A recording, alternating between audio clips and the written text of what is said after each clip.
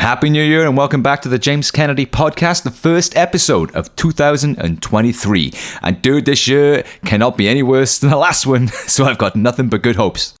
I do like the start of a new year, man. I'm not one of those guys that thinks that it's magically going to be so much better than the year before just because I say it is. But I do like the start of a new year. I like to have that kind of milestone in the calendar. You know, all of the shit you had to deal with in the previous year, you can kind of scrub it off a little bit and be like, hey, that was last year. That didn't exist no more, you know, and start fresh. I don't do resolutions because my natural, anti-authoritarian streak in me is just a second someone, even myself, tells me I'm going to do something, I go, nah, I'm not, go fuck yourself. I just kind of just resist doing it. I know it's ridiculous.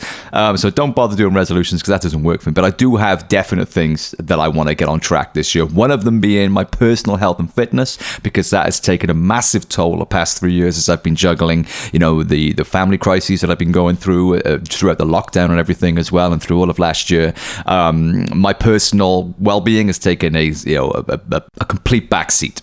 So I want to get that back on track because I feel great when I'm exercising and eating well. I got more energy and I'm sleeping better and stuff like that. I've got to slow down on the booze because your man here is drinking what my 95-year-old grandmother calls a little treble. All right, I can do several little trebles in a night quite happily, which is not good. So I got to chill out on that one.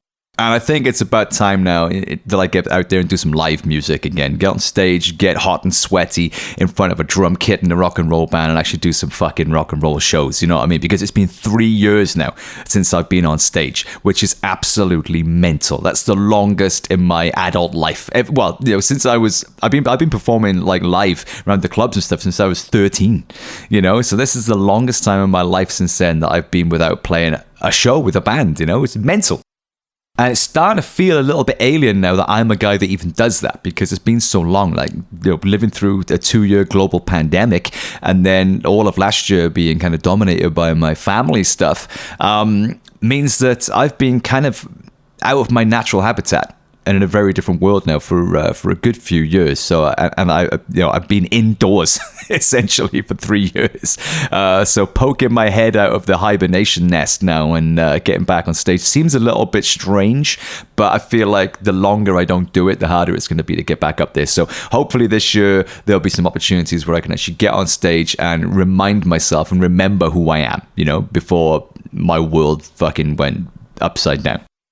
So watch this space. And if James Kennedy and the Underdogs come to your town, do come and check us out. I will be mentioning any dates that we do on the podcast, but the best place to stay up to date is check us out on social media at James Kennedy UK on pretty much everything.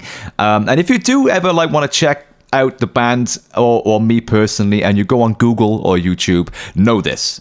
Typing in James Kennedy is going to bring you the reality TV douche from the Vanderpump Rules TV show in America. That's not me. In order to get me, you have to type in James Kennedy singer or musician, and then you get all my shit. Same for YouTube. If you type in James Kennedy singer, you get all my shit. If you type in James Kennedy, then you get fucking chat show clickbait bullshit from that reality douche. So just add the word singer, and then a whole new world will open up before your eyes. And if you haven't subscribed to the podcast, please do it now because we have got some bangers coming up this month. I am booked up already, man. Honestly, there are some slayers coming up, and people message me all the time oh, how come I didn't know you spoke to so and so? Why didn't you message me? It's well, I've got a private message everybody every time I'm supposed to telepathically know that their favorite star is on the show or something like that. No, just fucking subscribe, man. It's easy. Just click a button. The show is free. I don't do Patreon or any of that stuff. I just giving it to you free. If you want to know what's going on, subscribe or follow it it's on everything. It's on Spotify, Apple, Google, YouTube. I put it everywhere. I make it nice and easy for you. If you want to know what's going on, subscribe and don't miss an episode because we have got some killers coming up this month. Trust me. Speaking of which, we are starting strong in 2023 with none other than the awesome, multi-talented musical genius Jayce Lewis, a fellow Welsh boy who hails from Bridgend, which is about an hour away from where I'm sitting right now. And there's a lot of parallels in our careers. I mean, his has been vastly more successful than mine, shall we say. But we both started around the same kind of time, like I say, about an hour down the road from each other. And we both make all of our own records, self-produce them, play all of the instruments and things like that. As far as I was aware, I was the only guy I knew that did that. when I started doing it. I didn't realize that there was another guy who was 10 times as badass an hour down the road doing it exactly the same way, with way more success and to a much higher standard than myself. But yeah, I mean, there's a lot of parallels. Like I said, we started at the same time. We make stuff the same way. We have a lot of the same aesthetic and interests in things. And more importantly, we were both in the same top 50 sexiest men in Wales poll a few years back. Needless to say, we were both robbed of the top spot due to some inevitable corruption in the media room, but we won't dwell on that. Jayce is a super talented guy, and I'm really looking forward to talking to him. So let's get him on the show. Jayce Lewis is a producer, multi-instrumentalist, singer, writer, and purveyor of dystopian brilliance, both on stage, on record, and on screen. As I mentioned, he hails from sunny Bridgend, but he's joining us today live from Manhattan. So Jayce, thanks so much for being here, man. How you doing, brother? Doing good. Thank you, James. It's a pleasure to be speaking to you. And you're calling in, as I said, from Manhattan. What's happening over there, man? What takes you to that side of the world? Well, I've been working on my own album. I got a new thing going on, and I've been producing music for other people, and looking at setting up a studio up here, actually, or out here rather. So yeah, we've got a lot happening, and so enjoying the life in New York. Oh man, I'm so jealous. Well, you've got a really interesting career and a really interesting story for several different reasons. So before we tuck into all of that, what's the 1 minute bio? What's the quick Jayce Lewis 101? An unpredictable career, really. It began with me as a fledgling artist, wanting to carve a career for myself as a musician. And it started that way, like many, trying to make a name for myself and gain interest and, see what sort of exposure I would get. And for many years, I was trying that. And then I wrote this one song on a one-stringed bass because I went through a stage of losing quite a lot. And, like a company I was involved with and relationships and all that kind of thing. And I had this one-stringed bass and wrote this song on it and gave it to a guy in EMI Records, and it blew up from there. I mean, I literally could not believe within the space of about a month, I'd got signed. MTV, VH1, Viacom 18 were all wanting to sort of, get behind this track as a single and get behind me as an artist.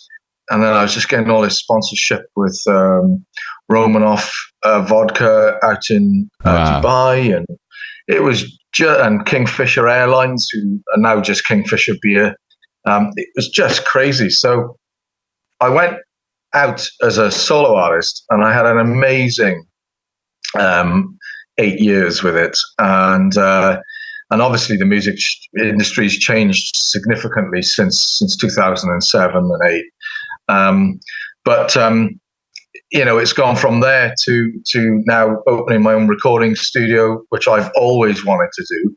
So the money that I was earning from my music was being put into savings, and then I put it into a recording studio because I always loved the gadgetry, and that's really my love, right? Is making music, being a bit of a nerd actually. And then and from there, I've been a producer, and I'm just along the way just worked with every amazing artist that there is that's inspired me as well, and it's been crazy. It's unpredictable, actually, is what it is. It's very unpredictable, and but it's still a journey, Right. I aimed at one thing and I'm still in it, but it just branches off into so many other things. It's incredible. Oh, dude, it really is fascinating. And I should say there's going to be a lot of name dropping in the chat today, right? Because, dude, you've got a lot of... Not from me.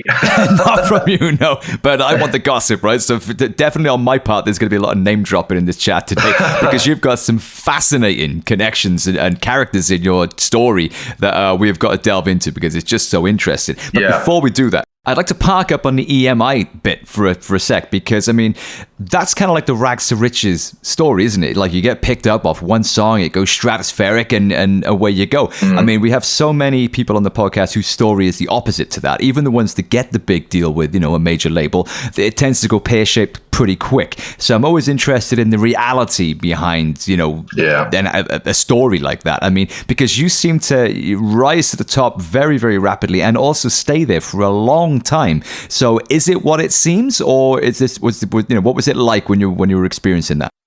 Yeah, it was from rags to riches. That's an interesting I mean, I guess it was kind of like that. When to be honest, I mean, the first thing whenever I speak about it, it's kind of like a blur. It just happened so fast. Right. It really happened so fast, and the odd thing about it was that it was happening thousands of miles away. It wasn't happening in the UK. It was happening in Asia. So that's interesting. Yeah.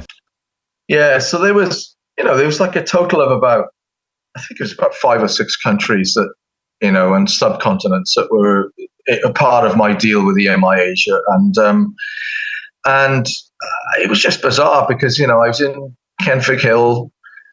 Situated within Bridgend hills, and playing my guitar, going for curry and having a beer with the guys, my friends, and then thousands of miles away, things were just kicking off, and without me really knowing what was going on, I was quite naive and I was a bit green behind the ears, if I'm honest. Right. Because for years I've been trying, and then all of a sudden it just happens. Yeah. No rhyme, no reason. It just happens. And coming out of, looking back in reflection, I think it's just when you get the right people involved. Right. Okay. You got the right manager, the right A&R, the right creative director, and the right financial director. All of those seem to just align perfectly at the right time. And that's how it came together. And it's amazing. And came together fast. But it was great. It was absolutely an amazing career, and like you say, it was like a dream. It was like a dream, but it also, just as amazing as it came together, it started unraveling very quickly because EMI went into liquidation. Yeah, and so in 2013 or 14, they announced an administration order because Terra Firma, the business that had bought EMI, Guy Hands, were basically unable to service the debt. And it was quite corrupt, actually, because EMI was overpriced as a sale to Terra Firma. So even though EMI was earning something in the region of 300 million a year in profit, they were still unable to service their debts for purchasing the company. So Citibank had the keys back, basically, and that was the end of EMI, which is a shame because I think they were one of the oldest, if not the oldest, record company in the world. Iconic, yeah, man.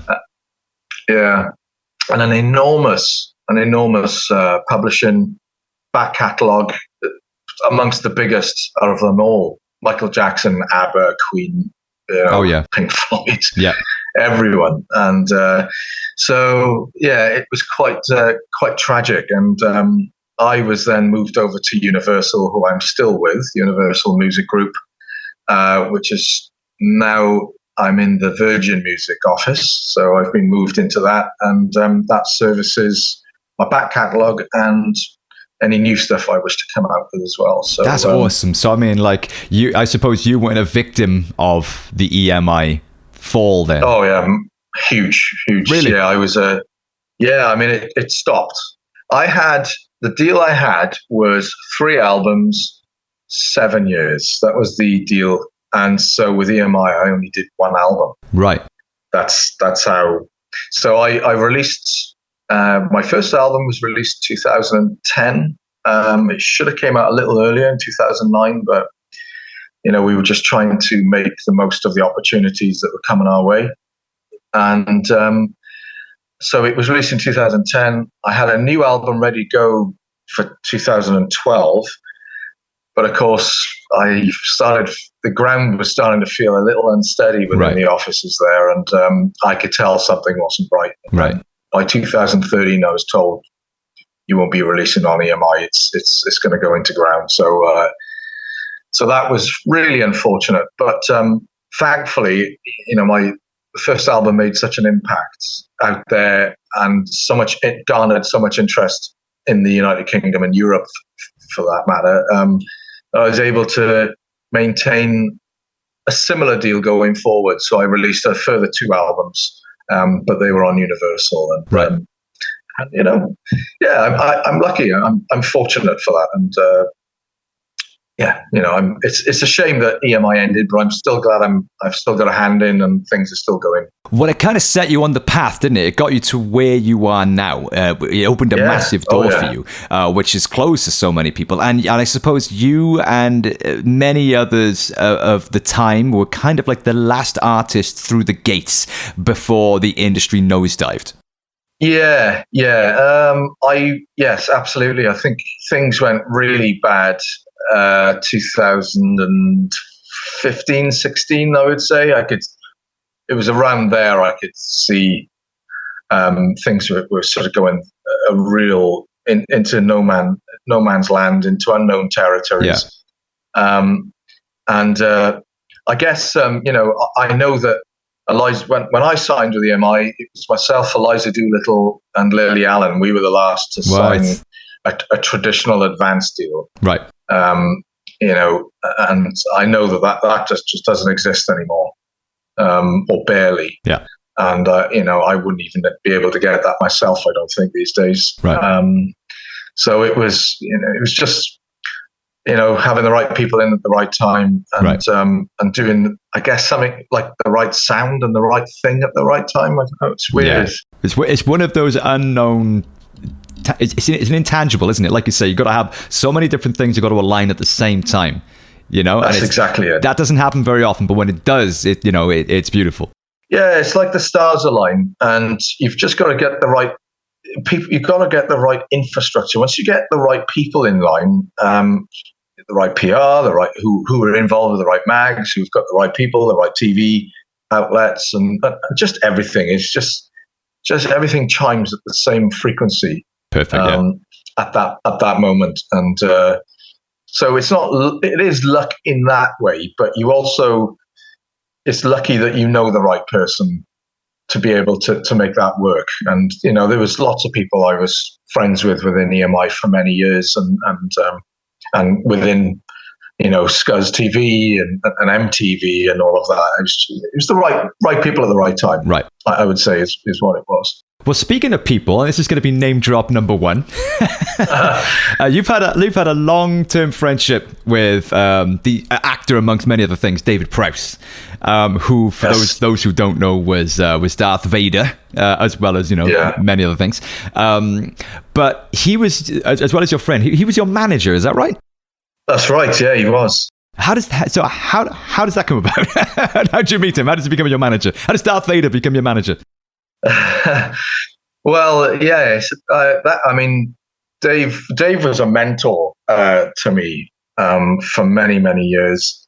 He was like somewhat of a surrogate father in the entertainment industry. So right. It's weird. I was speaking to Jenna, my other half, about it this morning, because I was speaking to his wife this morning. We stay in touch still. I'm still very close to the family, and we all miss Dave massively because sadly he passed away 2 years ago. Yeah. It was just one of those chance. Again, it's like just random. I'm walking through the streets of Cardiff one week in the winter, and I get handed a photocopied flyer, A5 flyer of this convention, a small Star Wars convention that was being held in the Marriott Hotel in Cardiff. And I just looked at it, and saw that they were advertising Star Wars toys, and a few actors were there, and I didn't know the name of the guy that was playing Darth Vader's body and all of that. We all know James Earl Jones did the voice, but interestingly, wasn't aware of Dave. I later understand why that was, but yeah, it was quite random, and I just saw the Darth Vader name next to him and thought, like, that can't be the guy that was Darth Vader in Cardiff. I can't believe it. And yeah, just went along, queued up for about an hour, I think it was. It was a massive queue to have his autograph. And then it came as my turn up to the desk, and there he was, and asked me which picture I wanted signed and what I'd like on it. And I just said, could you just sign it to Jayce, number one drummer?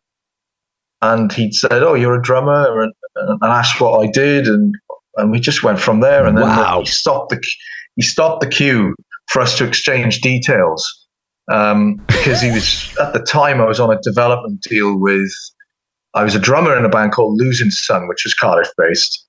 And we just did a deal with Pinnacle Entertainment, who are also no longer around. But it was a very exciting time for us as a band, actually. And Dave just loved that and wanted me to send the music to his house and all of that, which I did. And then one day, he had my landline, so I sent him all the CDs. And then one day the phone rang, and I said, hello. And he said, is that Jayce? I said, yes. And he said, this is Darth Vader. What? I was like, Dave? And he said, yeah, this is me. And I was like, man, that's hysterical. Is that what you do to people? You just ring them up and say, this is Darth Vader? And like, yeah. That's brilliant. And it went from there, and it was an amazing friendship, and something that I'll just forever take to my grave as just the most amazing experience, the most amazing guy, and just insane, really. Because I went all around the world with him, I miss him greatly. He was a great guy. I bet. What a story, man. What an amazing story. You must be like a luck magnet or something like that. Like you just seem to like fall into these like bizarre situations that when you just went out for a walk one day and you end up becoming friends with Darth Vader. That's insane. It just happens. It's just, I'm very observant, I'm I'm the same, I'm out here in Manhattan. I'm the same here. I mean, I've got a lot of friends out here, and I'm sort of great friends with people, very important people here now that work with Metallica, Rammstein, and Paul McCartney, and so on. And I can see things going on there now that are just, it's these things just happen. You've just got to be able to recognize when something's great and explore it. Not to be frightened to see. I was never pushy, but I'm just intrigued by things and intrigued by people. And Dave was so much like myself.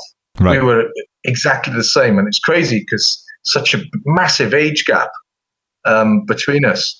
But I think he saw a lot of himself in me, and both vulnerable, both highly enthusiastic about stuff, and love traveling, love the world, love making opportunities and putting out good vibes and seeing what comes back. And we're both the same in that sense. And what was he like as a manager then? Did he have any experience in that area, or was it just a kind of, Well, imagine this, I'm in EMI's office and I've got Darth Vader with me, and they were just all in awe. Right. That carries a lot of weight. Guy.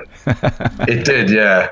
Because he was overseeing, I can remember they were speaking figures about, how much they wanted to put into video number 1, 2, and 3.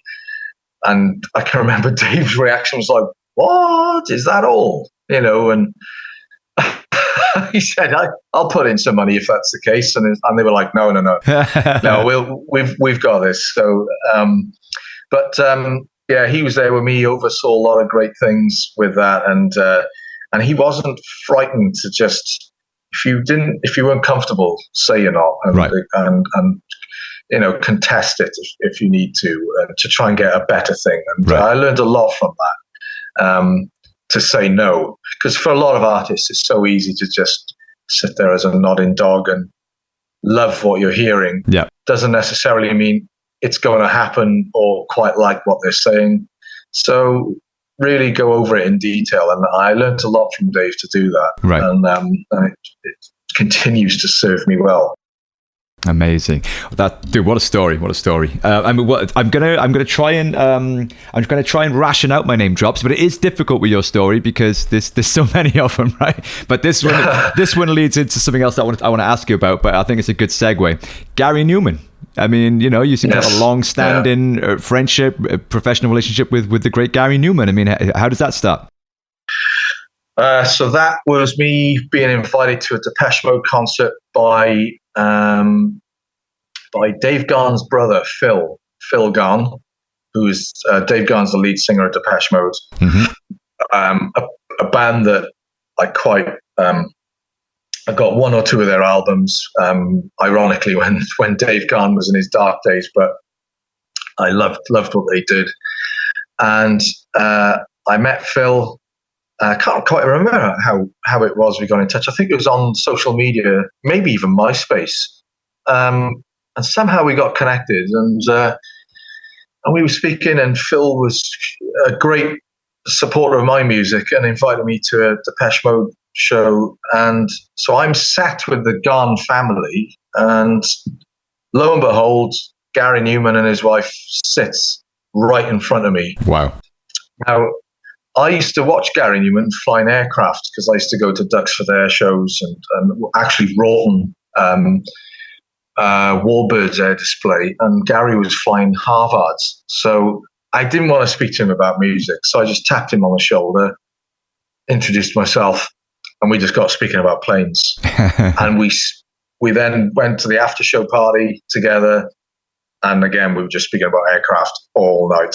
And so we exchanged emails and again contact details and stuff, and then we've become such good friends. And he is a great. He's just an inspiring man to be around, because he doesn't care of any shift change or anything in any movement. He does what he does, and he does it well. And but he's just so humble. He's so humble. He's so modest, and he's an amazing guy. And we speak to each other every week. Right. It's not on WhatsApp. It's on email. It's we're great friends, and I'm close family friends too. My dad meets up with him, and wow, I always meet up with them whenever they're in the UK or I go to LA. I see them. It's amazing guy. And we've toured twice, and we've done a few shows together here and there. And it's a great thing when we do it together, when we do these shows together. It's a real great energy. It's my music and his music just seem to complement each other very well. Yeah. And you're friends as well, which makes the whole thing so much more easy and pleasant, surely. It is amazing. Yeah, we are great friends, and he's a great guy. And I'm, again, another stars aligning moment that I love and maintain, and we've written music together. I did a song called Redesign, which he sang on. Right. And we've been speaking about some drum stuff as well for his new album, but we'll see what happens, because sadly, Richie, his longtime drummer of 29 years, I think, is retired. So, I might see if I can help out on the album or something with drums because of my studio as well. So that comes in handy. Yeah, man. So yeah, it's great. He's a great guy and a legend too. Totally, yeah, man. And he famously made a lot of headlines, didn't he, recently with the streaming debate when he came out and said that he'd made £37 on one of his biggest, highest streaming tracks, which had like gazillions of streams or whatever. He made $37, and that's a conversation we've had on the podcast many times. And but I'd love to get your thoughts on a part of this because I've been an evangelist, as I've said many times, for the new model. Okay. Which, funnily enough, me and you were both kind of doing without realizing it 20 years ago, making our own records at home, playing all of the instruments and everything like that. And that's now become kind of the way that records are made, isn't it? Self-distribution, independence, and promoting yourself on social media. And I'm an evangelist for that new model. But the problem is, how do you get heard above the noise? How do you let people know what you're doing as an artist or a musician when you're now in competition with everybody else on the planet in that overcrowded space, which is the internet? So as someone who's kind of come through the same journey as myself, through the same time period, but as come through it from a different angle, like you came through the major label machinery. I'd love to get your thoughts on that. I mean, I must say, like stars have aligned for me. I also made them align, but the cascading alignment of it, I get, was what I was trying to emphasize, the cascading, right? One person on the other. But I was able to garner that interest, and I think there isn't, there's many ways to skin a cat in this industry, and I have felt a significant shift in the business, even though I've been in it now for some 20 years or so more. I have seen a significant shift, and staying above the noise, it's difficult. I mean, it really is. You've got to know the right people. Right. First of all, you have to be doing it for the right reason. I think if you're expecting overnight success, and feeling that you deserve, that you're entitled to a success, why isn't this happening? Oh, it hasn't happened. Right. Fuck you. That kind of attitude is wrong. And I see a lot of that. I mean, in my studio, it's amazing how many people I've had in the studio that think that they deserve, because they're talented, that this should be on their doorstep, and being talented. There's a lot of talented people, and there's always a more talented singer, guitarist, songwriter, drummer. I think you've just got to understand the infrastructure. As soon as you understand the infrastructure and how the mechanics of that work, that is how you're able then to, at least be able to put your music to the right people at the right time. Right. And that's always been my advice to everyone.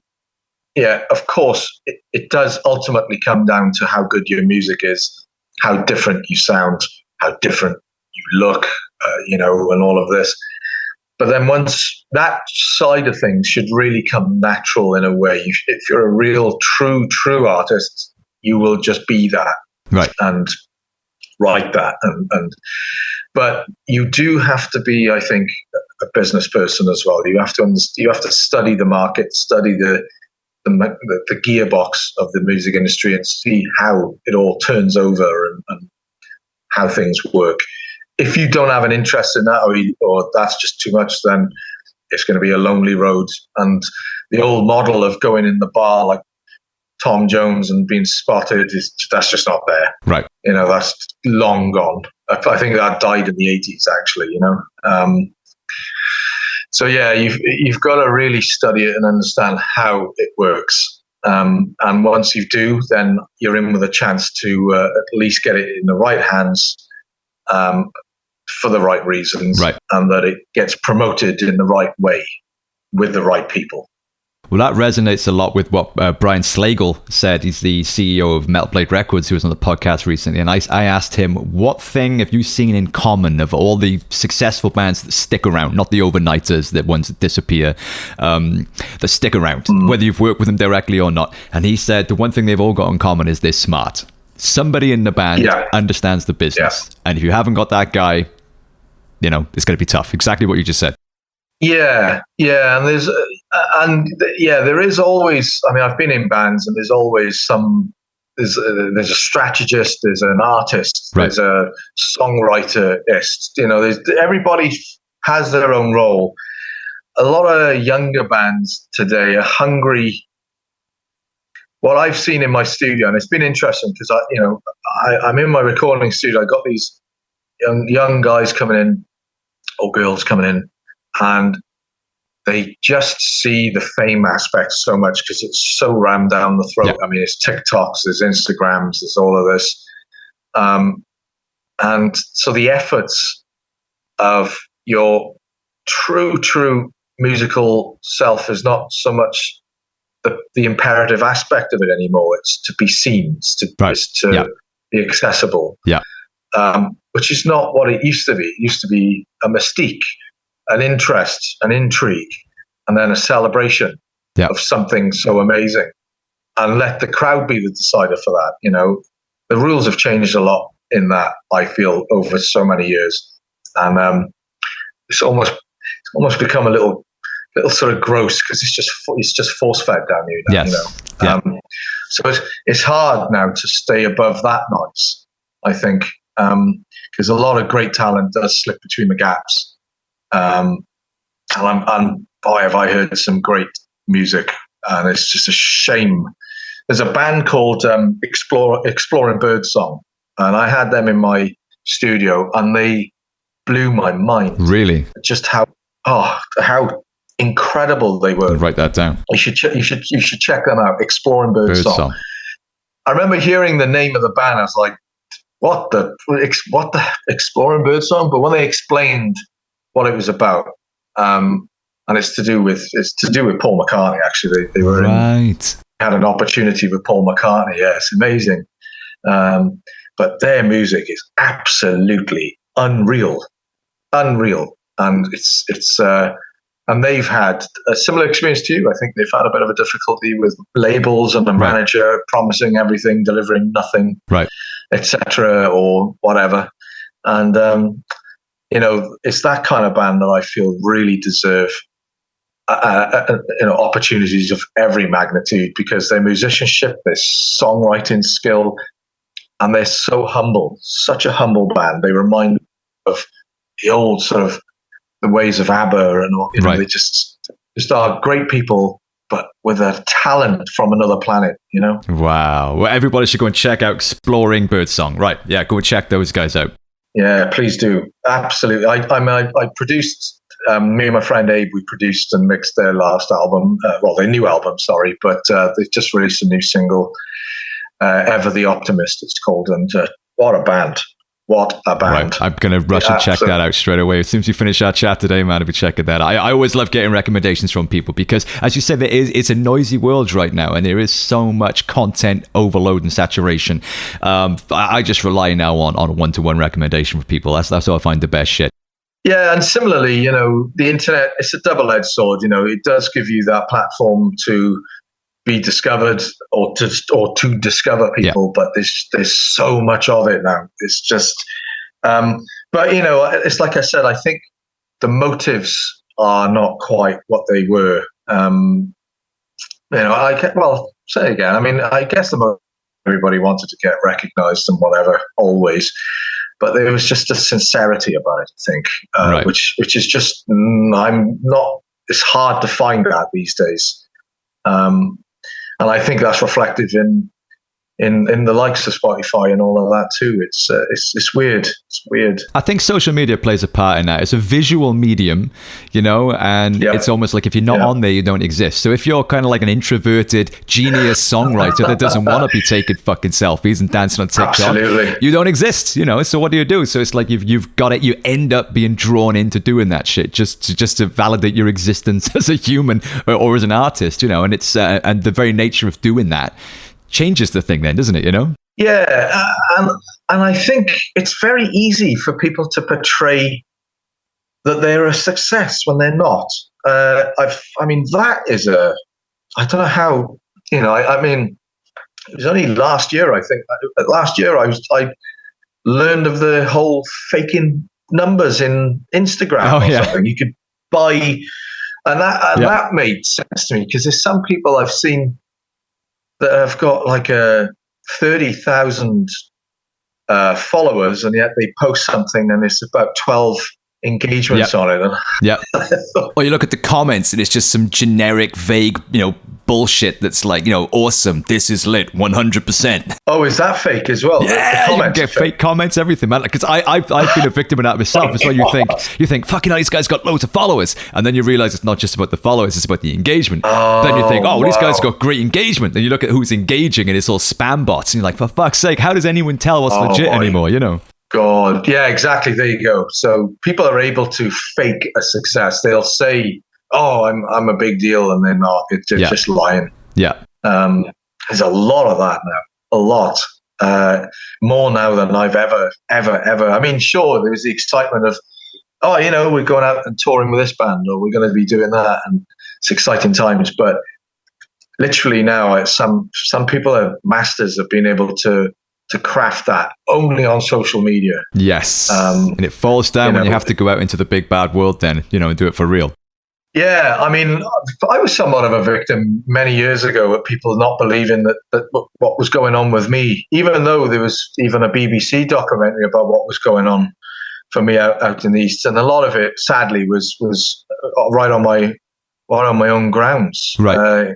In Bridgend and somewhat Cardiff, people just wouldn't and refused to believe that there's all of this stuff going on with me. And it's like, look it up, dude. Yeah, what you can buy comments on Instagram. You can't buy fucking thousands of people to turn up to your concerts. Can't buy the BBC. Well, maybe you can. I don't know.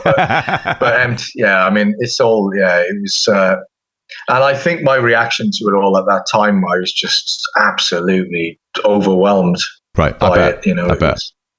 And I quickly recognized as well that fame was not for me at all. Right.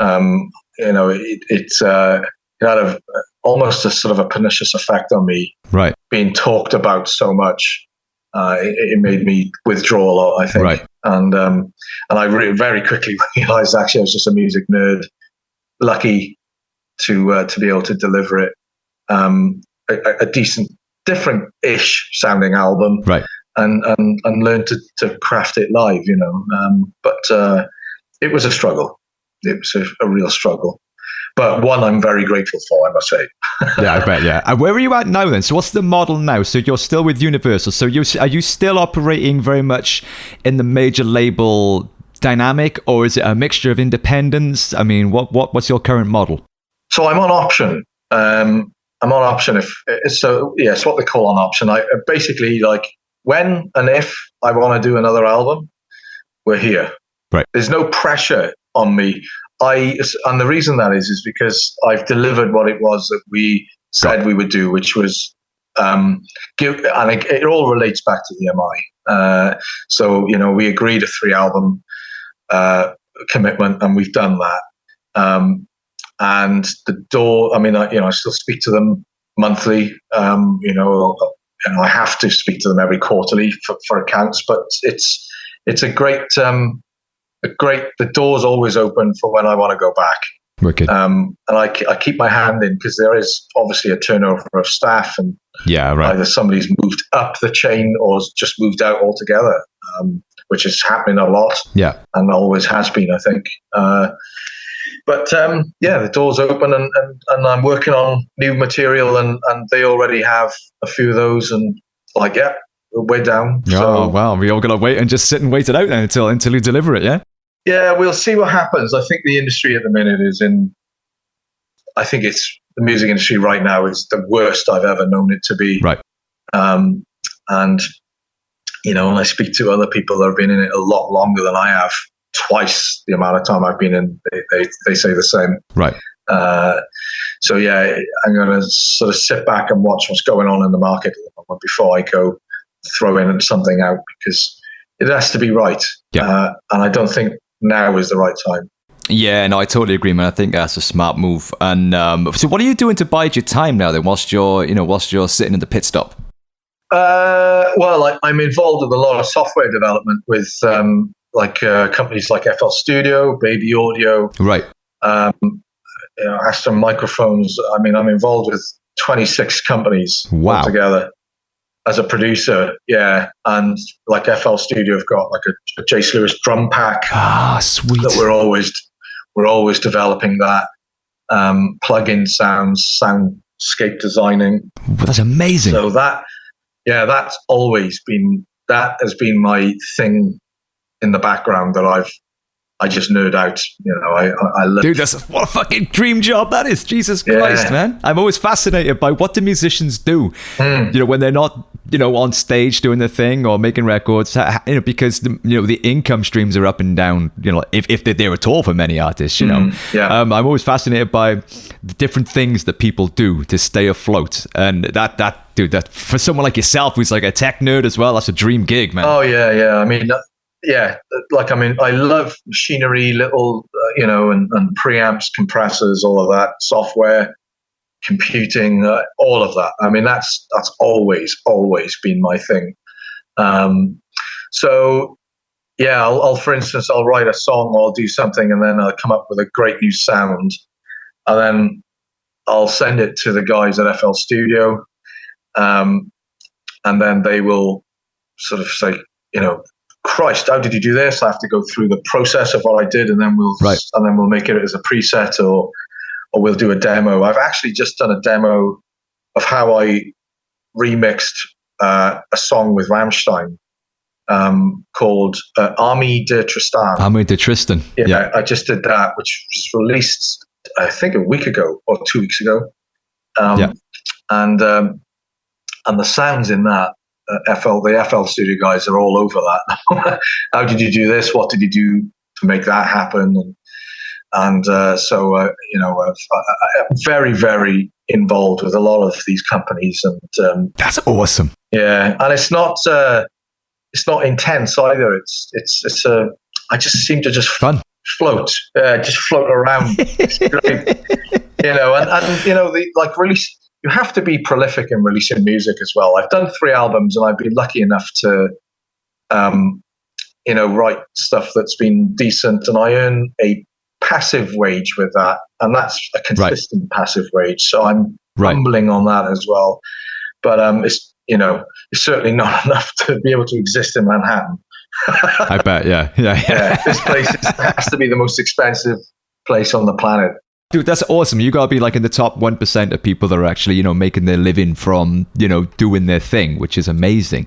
With regards to, like you said, you're kind of sitting out some of the parts of the industry. I noticed that recently, earlier on in the year, you did cancel a string of European dates with the aforementioned, then the great Gary Numan. Yeah. What was happening there? Was that a post-COVID thing? Was that just, what was the reasons? It was absolutely a post-COVID thing, and I think it's an insight into why things in life right now have just become ridiculous. So, I mean, granted, because of COVID and the lockdown, a lot of people didn't work, couldn't work.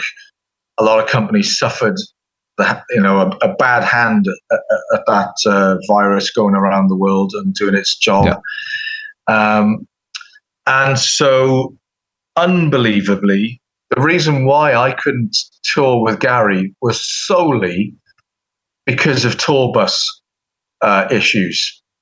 Not that they were none available. That was part of the problem. The other problem was that they were absolutely opportunistic in the sudden surge of everyone wanting to now tour because they didn't tour. I hear you. Right. Or festivals now happening. So I found I was caught up in some cases a bidding war. So somebody, right. I would say, right, I'm ready to put a deposit down on this bus. I'd get a good deal. And then they would come back to me, saying, yeah, great, okay, let's firm it up tomorrow. And then that next day, they would say, sorry, that bus is now no longer available. Or motherfuckers, right? You can have that bus, but it's another 30 grand. Jesus Christ! And I had that happen to me. Not just me. I know so many artists, and it's still going on. Right. So, and I now know why it's the case as well, because a lot of bus drivers left to go into haulage. So instead of them, say, earning 150 a day plus PDs, they now command £500 to £700 a day as a driver, because that's what they were getting in haulage. Right. And people are paying it. And so the costs of that have gone up astronomically, because that's what haulage was paying them in distribution and whatever. And of course, fuel prices and all of that. But what should have cost, I think it was between 18 and 80, but what should have cost, because it was a 3.5 week tour with Gary, should have cost between 18 and 22 to 25 grand for the whole thing. I was faced with figures of between 80, 70, between 65 and 85,000 in the end. Jesus Christ! Yeah, for 3.5 weeks, and figures like for 3.5 weeks. Yeah, figures like that. For 3.5 weeks. I mean, that's just absurd. Yeah. So I would have been in the red of about some 40 grand, and I'm not doing that. Oh, yeah, man, fucking hell. Well, there's bands I won't name who've cancelled European tours because they're like $1 million in the red before they've even left the house. They've just cancelled it. Big bands. Likewise, I know a lot of bands that are still cancelling. They just can't make it work. I mean, it's outpriced, and then of course you've got venues that want to charge concessions, and I've read something this morning of one band, for instance, that were having to pay out more concession fee than their guarantee payment. Yeah. So, like I said, it's the industry at the moment. I'm sorry to say is in a real sorry state, and it's depressing. I'm sure for many artists that have been surviving on it for many years. And it's just terrible. It's just terrible. And I've been caught up in it myself. As you say, I had to cancel a tour with Gary, which is a sure bet for me. Me and Gary, when we tour together, it's great. It's lucrative. It's great fun, and it works. I couldn't even make that work.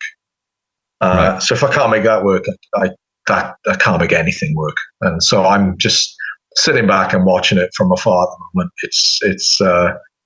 It's in a really sorry state. Yeah.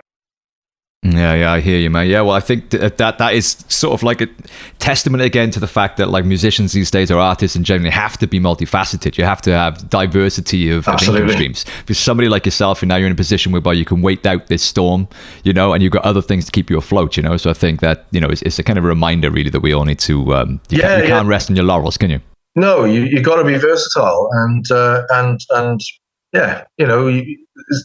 it's a huge industry. It's a big old world out there, and there's lots of avenues and things that you can make for yourself and make work, providing, of course, that you can do it and do it well.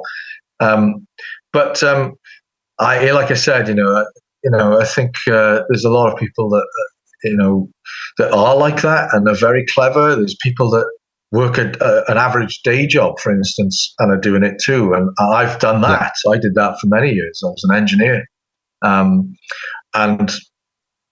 there's there's nothing wrong with doing that, but yeah, it's tough. It's a tough game, and you have to think outside the box. I think a lot, and I appreciate that. Yeah, it's narrowing every time for a lot of people.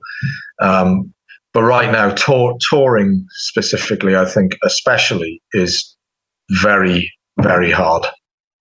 Yeah. Yeah, I know so many people who are saying the same things. Like, and we're talking, like, I won't name the bands, but we're talking like massive multi-platinum bands, and down to guys like me who used to do a punk rock style in a van. So many of them just like, fuck it, I'm not going to bother. You know what I mean? Which is a sad state of affairs. But hopefully it'll settle. I mean, we've got obviously the added problem with Brexit over here now, with the 90-day rule and the carnets and all that bullshit. Brexit. Yeah. I mean,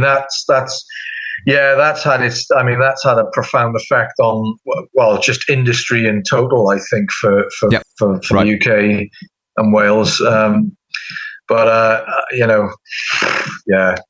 Everything right now is up in the air. It's madness, it's lunacy, and it's almost a rudderless ship. And I've been out here in America now 6 months, and the UK is a subject that's brought up often when I'm here. So as soon as somebody hears my accent or whatever, they will bring the UK up, and it's the same. What's going on? But in the UK, what the fuck is happening over there? Yeah. What's happening? It's like we look up to you guys. You guys are like the forefront of everything for us here in America. Like, what's going on? We can't believe that you guys have just fallen to shit. We literally have, yeah, man. Jesus Christ. And I see it even from out here. I look back and it's just constant bad stuff going on, and change of government, and somebody being compared to a lettuce or whatever. It's just like, what? 100%. Yeah, it's crazy. It's crazy, but I think we're in unprecedented times. We've had a world virus, like something we've never experienced or haven't experienced for many, many years, since the Spanish flu, I think it was, that was running riot hundreds of years ago. And I think it's going to take time for it to balance up and 100% and iron itself out. Really, it's scary, but I think just all got to stick together and hang in there. Really. 100%. In the meantime, I'll be doing much as what you're doing. I'll be staying indoors and in a hoodie. Yeah, with the doors locked. I mean, I'm antisocial anyway, so it works perfectly for me. I can just use the excuse of staying indoors. Yeah. Now, it's been a while since we've done a name drop, so I think I should drop one in. Go for it. Now, me and you have got two things in common. Okay. One is that we've both been in the top 50 sexiest men in Wales poll. Oh, we were my both God. in that. Yes. Same year, I think we were in there. Wow. Yeah. I can't remember what number. I'll have to. We'll compare numbers later on. But, no, that's not. I was in the back end of it. Right. Deservedly so. Well, the second thing we got in common is the fact that we both had Richard Dawkins feature on one of our albums. And, wow. In Rich. my case, yes. In my case, it was public domain footage that I just stole. In your case, you actually had the actual guy. Yes. Is that true? Yeah, he's a friend. He's a good friend, Richard. How the fuck does that happen? What's the story there? I was targeted by Jehovah's Witnesses. I released an album called Nemesis in 2014 under a different guise. This was part of why my career weaned off quite a bit, because I was told to change the project name from Jayce Lewis to Protofield. A disastrous decision, and one that I learned a lot from, because it's not always about what they're dangling in front of you, Right. Yeah. It began as a suggestion, and then it ended up being, well, unless you do this, we're not signing you. So it was terrible. But on that album, Nemesis, I brought up a few religious subjects in songs. I had a song called God Forced, I had a song called Sinner. And I've always been, I am somewhat of a bit of a historian. I love historical things. I love world-changing events, and I could talk to anyone about anything. I've seen stuff live. as it's happened, like Challenger, Right. and that happened and blew up in '86, and obviously 9/11, and just lots and lots of things.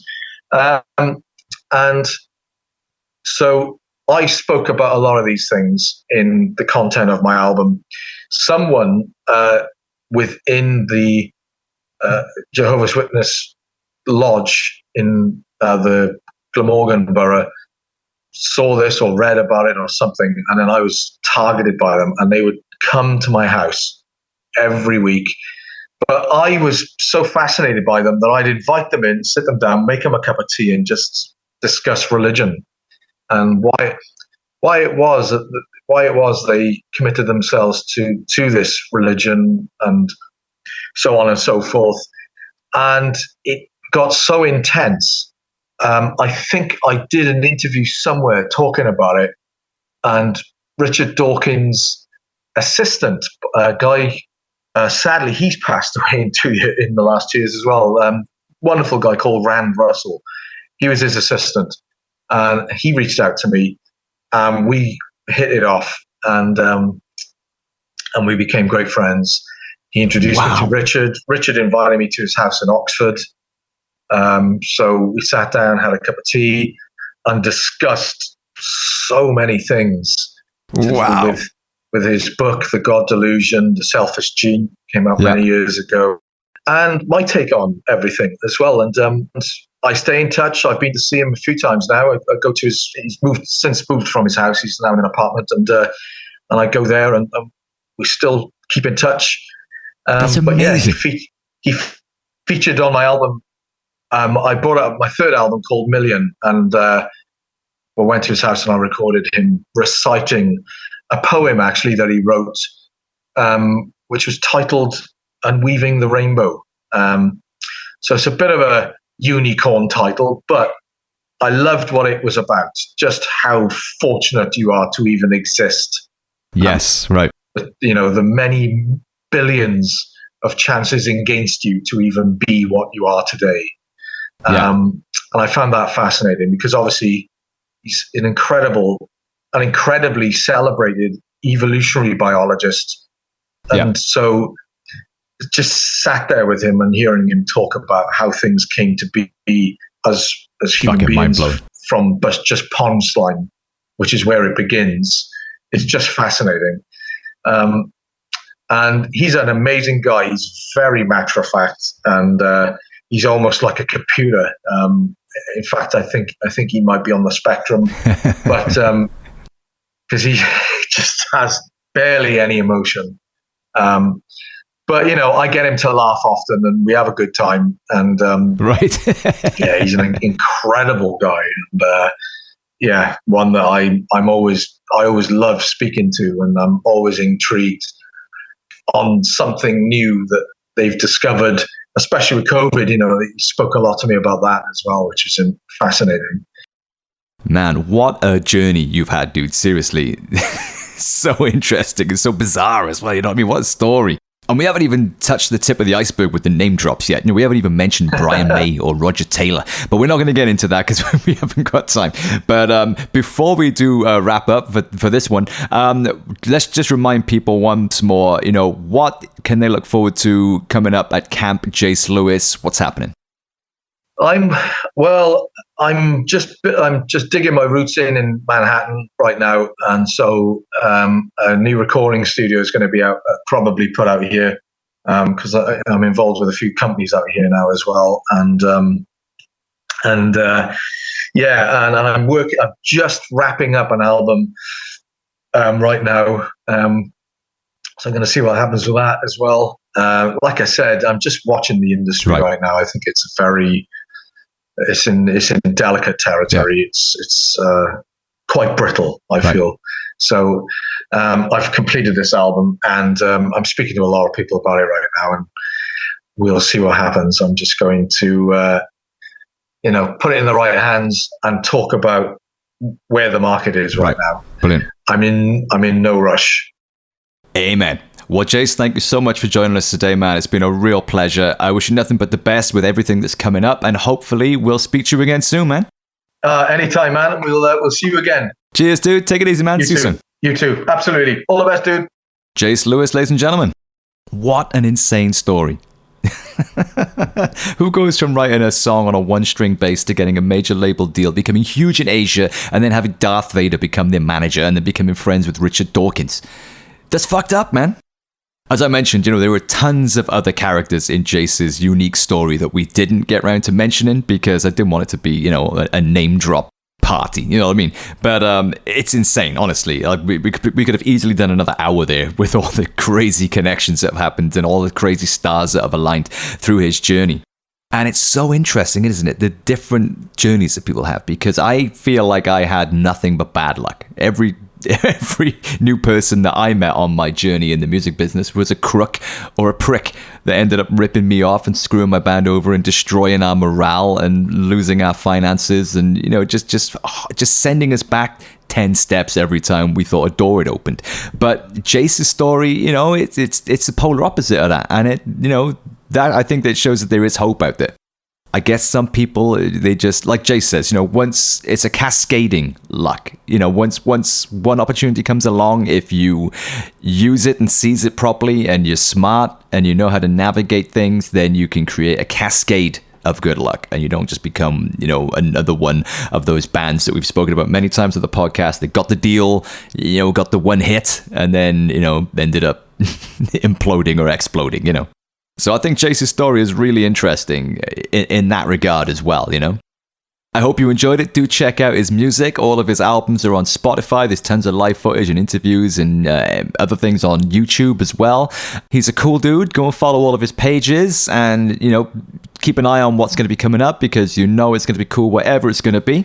And it does sound as if there's going to be a new album or a new release of some kind in the works when he's ready.